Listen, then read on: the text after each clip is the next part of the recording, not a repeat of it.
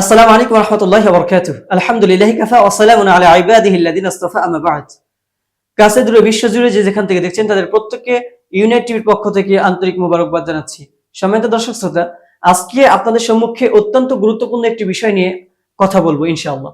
বিষয়টি হচ্ছে যে আমরা আমাদের জানা অজানায় সব সময় প্রত্যেকটি আমলের ক্ষেত্রে, ইবাদতের ক্ষেত্রে কিন্তু প্রত্যেকেই ওযু করে থাকি।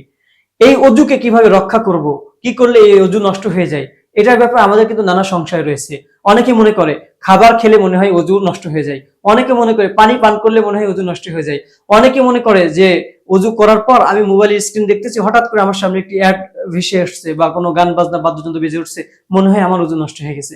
অনেকেই মনে করে যে মনে হয় আমি ভুল ক্রমে কাউকে গালি দিয়ে ফেলেছি, আমার ওযু মনে হয় নষ্ট হয়ে গেছে। সম্মানিত দর্শক শ্রোতা, আসলে এই যে যেগুলো পয়েন্ট বললাম, এই একটি পয়েন্টেও ওযু ভাঙার কোনো কারণ করোনা এবং হাদিস দ্বারা সাব্যস্ত হয় না বা পাওয়া যায় না। তবে আমাদেরকে যেগুলো কাজ বলেছি প্রত্যেকটি কাজ থেকে সতর্ক থাকা অত্যন্ত জরুরি। কি করলে ওযু ভাঙে এটা আমরা জানি না বিধায় কিন্তু আমাদের মনে এই সংশয়গুলো উদিত হয়েছে। তাই ওযু ভাঙে কি কি কাজে সেটা আমাদের জানা দরকার। আমরা প্রথমেই জেনে নেই ওযু যেই কাজগুলো করলে পরে গোসল ফরজ হয়ে যায়, ওয়াজিব হয়ে যায়, সেই কাজগুলো করলে ওযু নষ্ট হয়ে যায়। সুতরাং আমরা যে কাজগুলো করলে পরে গোসল ওয়াজিব হয়ে যাবে, সেই কাজগুলো করলে পরে ওযু নষ্ট হয়ে গেছে ধরে নেব, জেনে নেব ইনশাআল্লাহ। এবং দ্বিতীয়ত যে বিষয়টি বলবো, প্রস্রাব পায়খানার রাস্তা দিয়ে, মলদার দিয়ে যা কিছুই বের হোক না কেন, প্রস্রাব হতে পারে বা হাওয়া হতে পারে বা মল হতে পারে, মর্জি হতে পারে বা কৃমি, পাথর ইত্যাদি, রক্ত, যা কিছুই বের হোক না কেন, এগুলো বের হওয়ার সাথে সাথে কিন্তু আমাদের ওযু নষ্ট হয়ে যাবে, আমাদেরকে নতুন করে ওযু করতে হবে।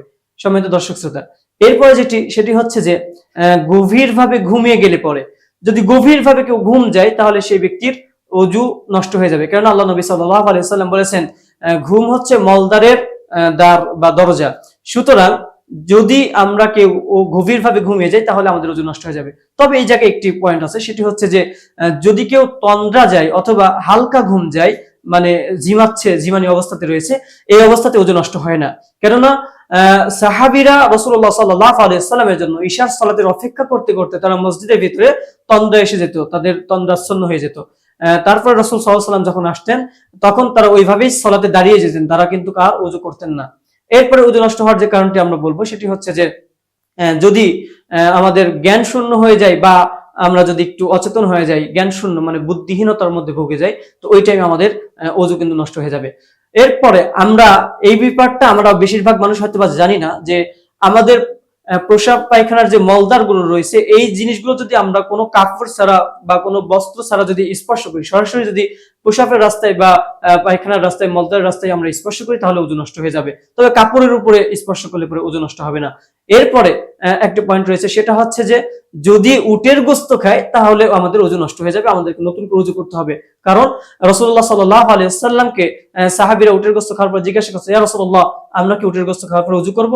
তখন আল্লাহর নবী সাল্লাল্লাহু আলাইহি ওয়াসাল্লাম বলেছেন, হ্যাঁ, তোমরা উটের গোশত খাওয়ার পর ওযু করো। সুতরাং এই কাজগুলো করলে পরে ওযু নষ্ট হয়ে যাবে।